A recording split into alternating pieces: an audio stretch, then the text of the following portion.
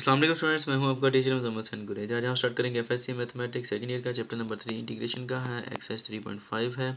इसमें मैंने अपना WhatsApp number, Viber number, email address और यूट्यूब चैनल का यूआरएल लिख दिया है। ये बहुत ईजी यूआरएल है। अब youtube.com/c/मुजम्मल हसन गुरेज आप सिर्फ जाकर लिखेंगे विदाउट स्पेस तो मेरा चैनल ओपन हो जाएगा। उसको सब्सक्राइब करें, वीडियोज़ को लाइक और शेयर करना मत भूलिएगा। स्टार्ट करते हैं जी। एक्सरसाइज नंबर 3.5 है। क्वेश्चन नंबर कितना है जी? हमारे पास 2 है। जो हमने करना है, ठीक है जी। क्वेश्चन दिया गया है, इंटीग्रेट करना है हमने इस फंक्शन को कि 5x + 8 whole divide by x + 3 into 2x - 1 into dx है। और आप इसको नंबर 1 दे दें इक्वेशन को, क्योंकि हमने ये बाद में यूज़ करनी है। तो सोल्यूशन की तरफ आते हैं जी। वो क्या है कि i = i से मुराद है ये इंटीग्रेटेबल फंक्शन, ठीक है जी। Integral 5x + 8 over x + 3 into 2x - 1 into dx, ठीक है जी। ये आ गया। अब हमारे पास ये जो फंक्शन है ये कुछ इस तरह का है कि हम इसको इजीली सॉल्व नहीं कर सकते हैं। इसको सॉल्व करने के कुछ और मेथड्स हैं जो कि पार्शियल फ्रैक्शन से आते हैं, और ये चैप्टर आपने पढ़ा है, चैप्टर नंबर 5 फर्स्ट ईयर के अंदर, ठीक है। और बेटर है कि अगर आप ये क्वेश्चंस करने से पहले आप 5.1 एक्सरसाइज को अगर दोबारा कर लें तो, ठीक है। उसको रिवाइज कर लेंगे तो आपको ये करनी ईजी होगा, ये जो एक्सरसाइज है, ठीक है। करते हैं स्टार्ट जी। सबसे पहले हमने इस फंक्शन में से क्या लेना है? 5x + 8 over x + 3 into 2x - 1, ठीक है जी। अब ये जो है ये दोनों लीनियर इक्वेशंस हैं नीचे जो आ रही हैं, ठीक है। लीनियर फैक्टर्स हैं यूँ कह लें, ठीक है। इनकी क्वाड्रेटिक नहीं है, क्योंकि अगर क्वाड्रेटिक होंगे तो उसके ऊपर और मेथड अप्लाई होंगे, और ये आपने चीज़ पढ़ी हुई है पहले। पार्शियल फ्रैक्शन के लिए हम क्या करते हैं, ये दोनों जो ब्रैकेट्स हैं इनको अलग अलग लेंगे हम। इस वाली को a कह लेंगे और इस वाली को b। a over x + 3 plus b over 2x - 1। और ये आपको पता है कि अगर ये फैक्टर्स ना बने हुए हों तो फिर पहले हमें इसके फैक्टर बनाने पड़ते हैं, उसके बाद फिर हम इसको इस फॉर्म में लेके जाते हैं, ठीक है जी। तो अब क्या आएगा? सबसे पहले आपको पता है, क्योंकि ये चीज़ आपने पहले पढ़ी हुई है, x + 3 इंटू 2x - 1। ये वैसे ही लिख लिया, ये वाला हिस्सा इसका इक्वल इक्वेशन का। अब राइट साइड है और यहाँ पर आपको पता है बटा आ रहा है और साथ में प्लस साइन आ रहा है, तो इसका हल एक ही है और वो है एलसीएम। तो वो लेते हैं, वो क्या आएगा जी? x + 3 इंटू 2x - 1, ये इसका एलसीएम आ जाएगा। और ये अब सॉल्व करना बहुत इजी है, क्योंकि ये इससे कैंसिल आउट हो जाएगा, और ये वाला जो ब्रैकेट बढ़ती है 2x - 1 वाली, 2x - 1 जो है वो a से मल्टीप्लाई होगा तो क्या आएगा? a इंटू 2x - 1 आ जाएगा प्लस। अब एलसीएम में ये दोनों कट जाएंगे तो ये बचेगा x + 3। जब b से मल्टीप्लाई होगा तो क्या आएगा? b इंटू x + 3, ठीक है जी। अब यहाँ से ये डिनोमिनेटर इस डिनोमिनेटर से कट जाता है, आपको पता है, क्योंकि इक्वेशन है ये। तो 5x + 8 जो है वो इक्वल आती है a into 2x - 1 plus b into x + 3 के। अब इस इक्वेशन को आप नाम दे दें इक्वेशन नंबर 2 का, और इसको नाम देते हैं इक्वेशन नंबर 3 का, ठीक है। और एक बात मैं आप स्टूडेंट्स को बताता चलूँ कि मैं बुक लिख रहा हूँ अब, हैंडबुक जो है, और वो हैंडबुक जो है बड़ी बेहतरीन है। वो जिस तरह की आम चलती हैं वैसी नहीं है, उसके अंदर मैं कुछ तब्दीली कर रहा हूँ, मैं अपने आइडियाज़ यूज़ कर रहा हूँ, न्यू आइडियाज़, ठीक है। और ऐसे आइडियाज़ हैं कि पूरी दुनिया की किताबें मैंने पढ़ी हैं, उनमें इस तरह के आइडियाज़ यूज़ नहीं हुई। ये मेरा अपना ज़ाती आइडिया, और वो बुक बहुत ही बेहतरीन होगी इंशाल्लाह। जिस तरह के मेरे ये लेक्चर्स होते हैं उनसे भी अच्छी होगी इंशाल्लाह, ठीक है। तो लेकिन ये है कि अभी वो कंप्लीट नहीं होगी, अभी कम से कम 6 से 7 महीने के बाद आगे कंप्लीट होगी। तो इसलिए जो आने वाले स्टूडेंट्स हैं उनको तो वो अवेलेबल होगी, लेकिन जो पुराने स्टूडेंट्स हैं उनको वो नहीं मिल सकेगी, जो अब सेकंड ईयर में हैं। चलिए अब आगे है जी। यहाँ पर हमने अब क्या करना है कि ये जो x + 3 आ रहा है, ये दोनों जो फैक्टर्स आ रहे हैं नीचे, a के नीचे और b के नीचे, इसको भी हमने इक्वल टू 0 पुट करना है। और ये वाला जो फैक्टर आ रहा है इसको भी हमने इक्वल टू 0 पुट करके हमने यहाँ से x की वैल्यूज़ लेकर और दोबारा फिर हमने इस इक्वेशन के अंदर पुट करनी है, ठीक है। तो करते हैं start. Put x + 3 is equal to 0 implies that x is equal to, ये +3 है, जब इक्वल के दूसरी साइड पर जाएगा तो क्या बन जाएगा? -3 बन जाएगा। किस में पुट करना है? मैंने आपको बताया कि इस इक्वेशन के अंदर पुट करना है। पुट ये करना है x is equal to -3 in equation 3, इसमें कर दें तो क्या आएगा हमारे पास जी? कर देते हैं 5 इंटू, अब x की जगह पर हमने क्या रख देना है? -3 पुट कर दिया है, +8 आ गया, is equal to a into, अब यहाँ पर भी हमने ऐसे ही करना है, 2 into -3 -1 plus b into -3 plus 3 आ जाएगा। यहाँ पर ये -3 आ गया, ये +3 वैसे का वैसे, ये दोनों कट जाएंगे तो ये 0 हो जाएगा b जो है, ठीक है। अब यहाँ पर क्या आएगा? 5 3 15, ठीक है जी, माइनस साइन के साथ, और +8 आ गया, is equal to a into, अब ये करेंगे क्या आएगा? 3 2 6, लेकिन विद द नेगेटिव साइन आएगा, -6 -1 प्लस बी, और ये चूँकि ज़ीरो हो गया तो इसको लिखने की अब ज़रूरत नहीं है, क्योंकि ज़ीरो जब किसी भी चीज़ से मल्टीप्लाई होता है तो उसको ज़ीरो कर देता है। ठीक है जी। अब जब इन दोनों को सब्ट्रैक्ट करते हैं, ठीक है, आपको पता है 8 7 15 होते हैं, तो ये आंसर क्या आएगा -7। माइनस क्यों आएगा? क्योंकि 15 के साथ बड़ी रकम है, इसके साथ माइनस आ रहा है, इसलिए यहाँ पर भी माइनस आ जाएगा। ए इंटू, अब यहाँ पर भी क्या आ रहा है, -6 और -1 कितने होते हैं, -7 होते हैं, ये तो ज़ीरो हो गया। अब यहाँ पर देखें, इसको ऐसे लिख रहे हैं या ऐसे, आपकी मर्ज़ी है, जिस तरह मर्ज़ी लिख लें। -7 -1 7 से कट जाएगा, पीछे का बचेगा 1 इज इक्वल टू ए। अच्छा, एक मज़े की बात है, यहाँ पर मैंने कहा ये दोनों कट के तो आंसर 0 है, यहाँ पर मैं कह रहा हूँ दोनों कट के तो आंसर 1 है। इसकी वजह क्या है? इसकी वजह ये है कि यहाँ पर लिखा है -7 इज इक्वल टू -7 इंटू ए। तो ये कटते किस तरह एक दूसरे से कि ये इधर आकर डिवाइड हो जाएगा ऐसे, इज इक्वल टू ए। और जब दो चीज़ें आपस में डिवाइड हो रही हों, ठीक है, ये डिवाइड हो रही हैं, या आप इसे ऐसे भी कह सकते हैं -7 मल्टीप्लाइड बाय 1/-7, इसको ऐसे भी तो लिखा जा सकता है ना।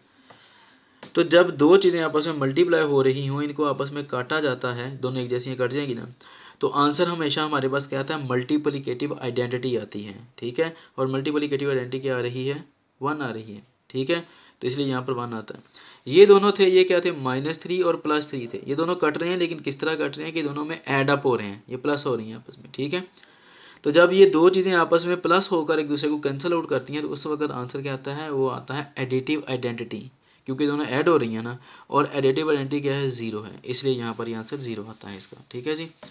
अच्छा, ये आ गया जी। अब बी के लिए जगह नहीं है, अगले पेज पे स्टार्ट करते हैं। अगले पेज पर जाने से पहले मैं आपको एक चीज़ बता दूँ यहाँ पर, वो ये है कि यहाँ पर लिखा है a/x+3। जब इस वाले को हमने, जो a के नीचे जो भी फैक्टर आ रहा होगा, जब हमने उसको 0 पुट करना है तो आंसर हमारा a ही आएगा। ठीक है, इस तरह अब हमने यहाँ पर पुट करना है 2x-1 जो कि b के नीचे है, इसको जब 0 पुट करेंगे तो आंसर क्या आएगा, b ही आएगा।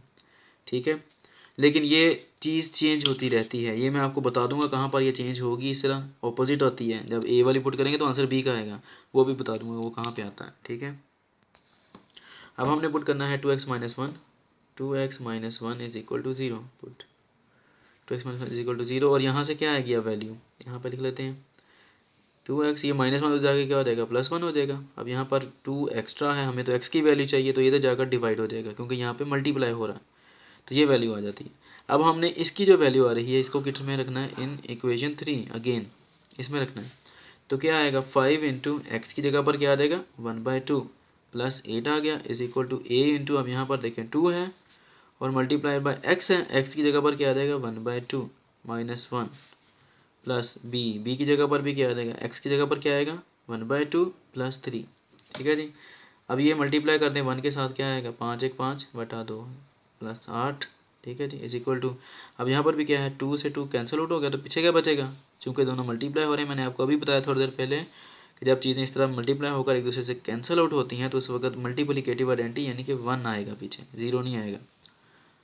1 ये वाला, -1 ये वाला, प्लस b। अब यहाँ पर इसका किस तरह हल करेंगे, एलसीएम लेकर, 2 से 2 कट गया, 1 बचा, 1 ज़रब 1 1 जमा 2 ज़रब 3 कितना आएगा, 5। यहाँ पर भी हम क्या लेंगे, एलसीएम 2, तो 2 से 2 कट गया, 5 1 5 जमा 8 2 16, a इंटू, ये कट गए, क्योंकि अब ये प्लस माइनस होकर कट रहे हैं, ये प्लस का है, ये माइनस का कट गया, तो आंसर क्या आएगा, 0। 5 और 1 6/2, ये भी आपस में कर सकते हैं, 2 1 2 2 3 6, और ये b भी आएगा, मैं भूल गया, 2 1 2 2 3 6, 3 बचता है। ठीक है, 16 5 कितने होते हैं, 21 होते हैं। ठीक है जी, 21/2। ठीक है जी, और यहाँ पर क्या आएगा हमारे पास, ये तो 0 हो जाएगा सारे का सारा, तो ये कहाँ पे ये जाएगा, हमारे पास सिर्फ 3 बचेगा, 3 इंटू बी। ठीक है, ये वाला 3 है।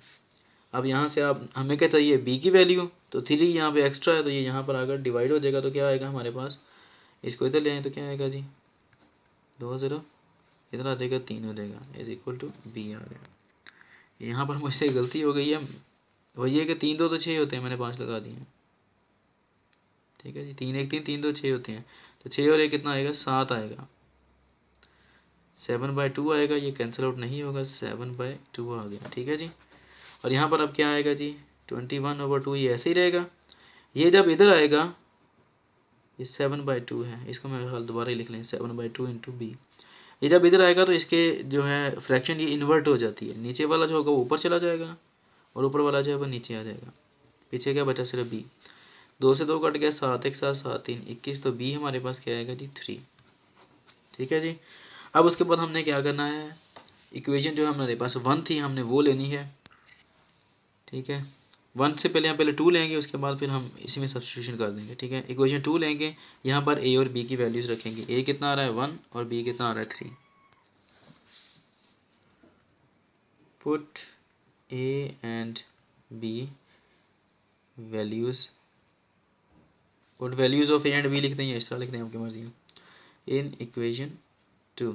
तो वो क्या है इक्वेशन 2 हमारे पास, 5x + 8 over x + 3 into 2x - 1 is equal to, A था, ए ओवर समथिंग था, चलो लिख ही देता हूँ, a ओवर x + 3 है प्लस b ओवर 2x - 1 था, ठीक है जी।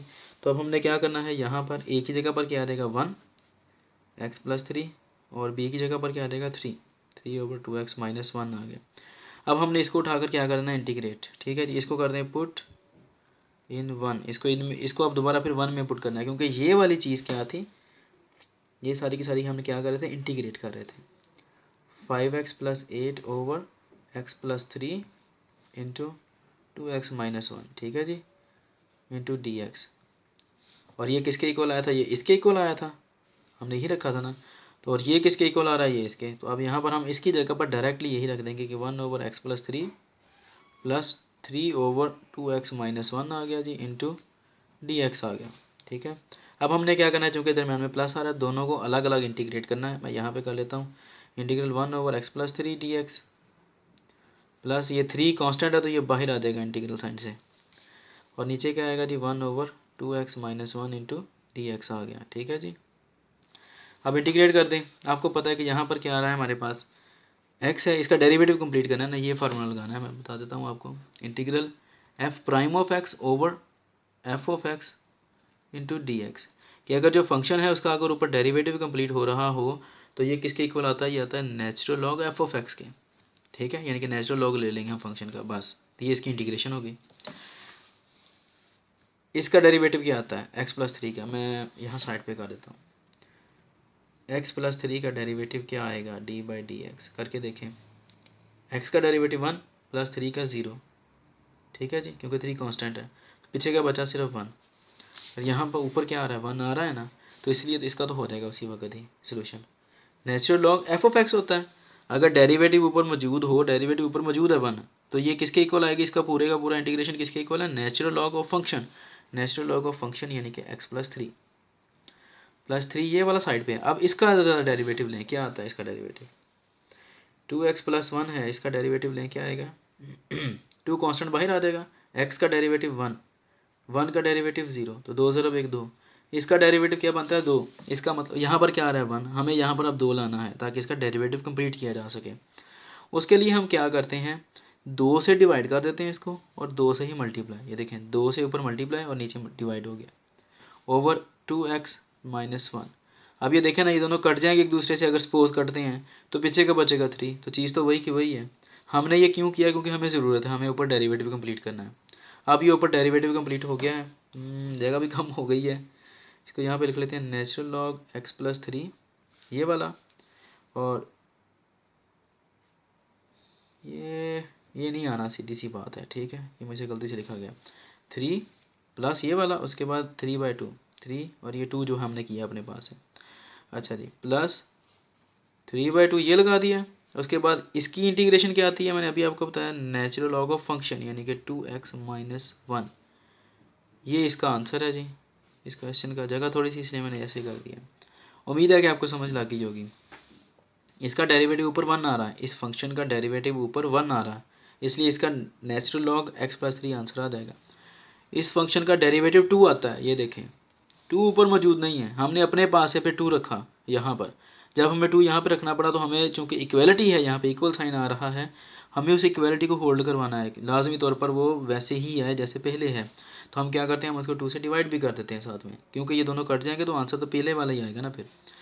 तो अब चूँकि इसका फंक्शन का ऊपर डेरिवेटिव 2 आ रहा है, इसलिए अब इस फंक्शन की जो इंटीग्रेशन है वो क्या आएगी, natural log of function 2x - 1, ठीक है। सिर्फ इतनी सी चीज़ है, उम्मीद है कि आपको समझ लग गई होगी। अगर समझ ना लगे तो हम मुझसे कॉन्टैक्ट कर सकते हैं। और बुक इंशाल्लाह आपको मिल जाएगी 6 महीने के बाद इंशाल्लाह। और अगर आपको कोई प्रॉब्लम हो तो आप मुझसे कॉन्टेक्ट कर सकते हैं। अब इंशाल्लाह नेक्स्ट वीडियो में आपसे मिलता हूँ। तब तक के लिए अपना ख्याल रखिएगा, मुझे दुआ में याद रखें, मेरे चैनल को सब्सक्राइब करें, वीडियोज़ को लाइक और शेयर करना मत भूलिएगा। अल्लाह हाफिज़।